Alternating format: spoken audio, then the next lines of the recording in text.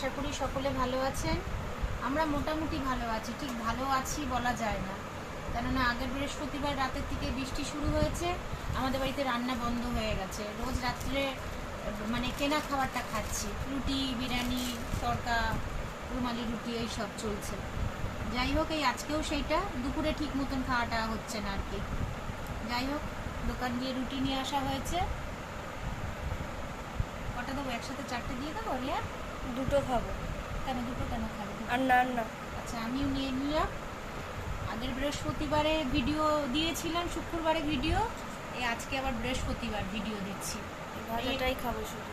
ভাজা খাবি শুধু? আর কিছু না। আর ডিমের পোচ? ব্যাস। এই বরবটি আলু ভাজা আমার এক দিদি পাঠিয়েছে, আমাদের বাড়িতে রান্না হয়নি, কিন্তু শুধু এই ডিমের পোচটা হয়েছে। এই যে ডিম দিয়ে আলু দিয়ে, মানে মাছের ডিমের বড়া দিয়ে একটু আলু টালু দিয়ে একটা তরকারি হয়েছে, আর এই যে ডাঁটা চিংড়ি মাছ টাছ দিয়ে একটা তরকারি হয়েছে, আর বরবটি আলু ভাজা, আর ঘরেতে শুধু মেয়ে একটু দুটো দুটো করে ডিমের পোচ করলো। এই এতটুকুই খাবো। আর আমরা ভিডিও দিতে পারছি না বলে তার জন্য যেন রাগ করবেন না, একটু আমাদের পাশে থাকবেন। ঘরের পরিস্থিতি খুব খারাপ। আবার শুনছি, আজকে নিউজে শুনলাম কালকের থেকে নাকি প্রচণ্ড বৃষ্টি হবে আরও 5 দিন।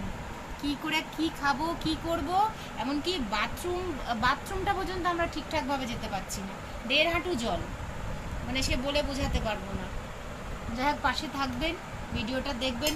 শুধু বাচ্চাগুলো, আমার বাড়িতে তো ডগ আর ক্যাট আছে, আপনারা জানেন তাদের পরিস্থিতিটা কি হয়ে যাচ্ছে বলুন তো। মানে ওই ভাত হচ্ছে, ডিম সিদ্ধ হচ্ছে, মাছটুকু সিদ্ধ করে শুধু তাদের খাবার। এই কি, ডগগুলো তো ঘরে থাকে না, বাইরে থাকে, বাইরের ডগদের খাওয়ায়। আর ক্যাটেদের তো ঘরে ক্যাট ফুডটাই বেশি ইউজ করছি আর কি। মানে প্রচণ্ড কন্ডিশনটা খারাপ আমাদের। আর শুধু আমাদের না, আপনারা তো বুঝতেই পারছেন, এটা একটা বন্যা হয়ে গেল আর কি। যাই হোক, দেখবেন, পাশে থাকবেন, চ্যানেলটাকে একটু সাবস্ক্রাইবার করবেন একটু যদি ভালো লাগে। আর কিছু বলার নেই। আর আপনারা আশা করি ভালো আছেন, ভালো থাকবেন, সুস্থ থাকবেন। এই বলে আজকের মতন শুভরাত্রি।